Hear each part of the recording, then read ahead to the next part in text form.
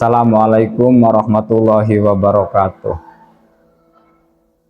Alhamdulillahilladzi arsala rasulahu bil huda wa dinil haq liyudhhirahu 'ala dini kullih wa kafa billahi syahida. Asyhadu an la ilaha illallah wahdahu la syarikalah wa asyhadu anna sayyidana Muhammadan abduhu wa rasuluh. Allahumma shalli ala sayyidina Muhammad wa ala ali sayyidina Muhammad. Qala Allah ta'ala, a'udzubillahi minasyaitonir rajim. Rabbis shrahli sadri wa yassirli amri wahlul 'uqdatam min lisani yafqahu qawli. Sahabat kurma manis, anak-anakku sekalian, siswa-siswi MTS Negeri 1 Indramayu yang Bapak banggakan. Puji syukur kehadirat Allah Subhanahu wa taala atas segala nikmat yang telah diberikan kepada kita. Alhamdulillah, tahun ini kita masih dipertemukan oleh Allah Subhanahu wa taala dengan Sayyidus Syuhur, dengan bulan Ramadan yang penuh dengan keberkahan 1445 Hijriah. Semoga kita diberikan kemampuan untuk mengisi Ramadan ini dengan ibadah yang lebih baik dari Ramadan tahun lalu.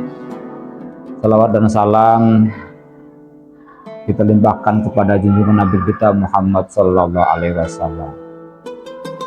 Sahabat kurma manis rahimakumullah, pada kesempatan ini saya diberi amanat untuk mengisi materi tentang nuzul puasa, tentang sejarah turunnya perintah puasa.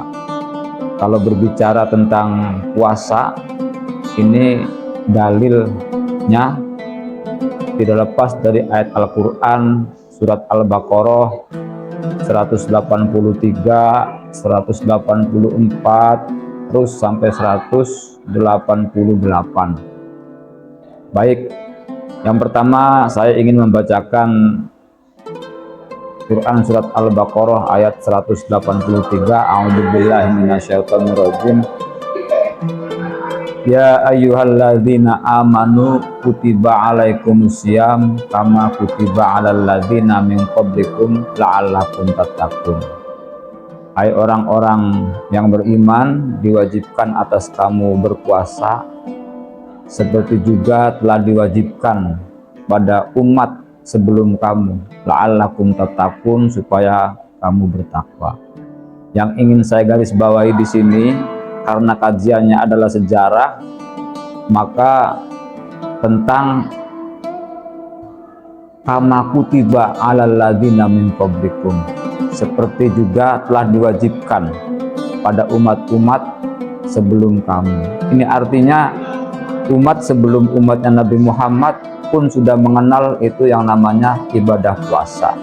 Bahkan ada yang mengatakan puasa itu ada sejak zamannya Nabi Adam.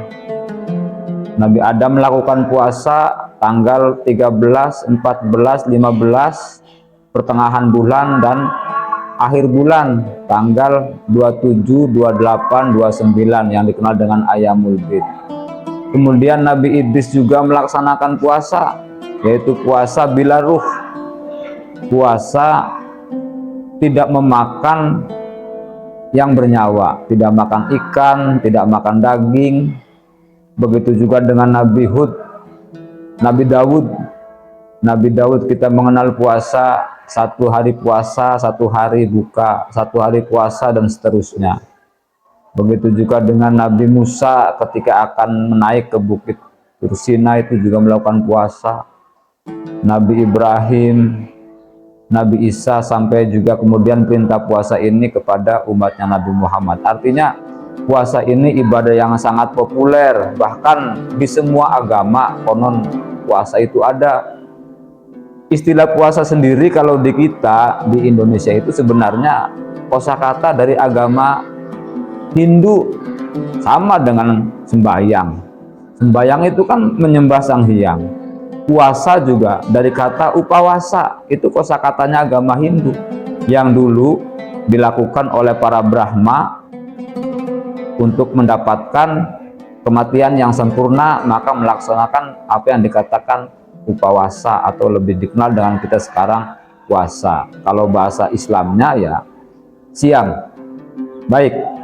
Kemudian kapan ayat ini turun atau perintah puasa itu dimulai? Perintah puasa itu adalah turun tahun kedua Hijriah. Tahun kedua Hijriah setelah Nabi Muhammad mendapatkan perintah atau turun wahyu tentang beralihnya kiblat dari tadinya menghadap ke Baitul Maqdis kemudian menghadap ke Masjidil Haram atau ke Ka'bah yang sampai sekarang itu. Nah, sekarang kaifiyah awal ketika turun ayat kutiba alaikumusiyam itu puasanya belum seperti kita sekarang.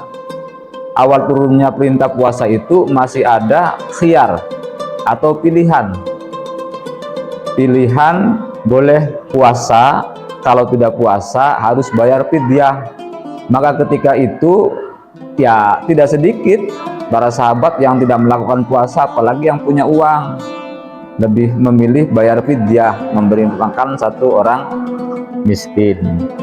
Bahkan ada dalam sebuah riwayat itu sahabat mengundang melaksanakan kenduri di bulan puasa, kemudian yang datang dikasih makan karena tidak puasa, maka fidyahnya dijamin oleh yang melakukan hajat karena orang kaya, yang melakukan kenduri. Jadi ada ketimpangan antara yang puasa dengan yang tidak puasa. Bisa dilihat kalau yang tidak mampu memilih puasa, kalau yang mampu memilih bayar fidyah.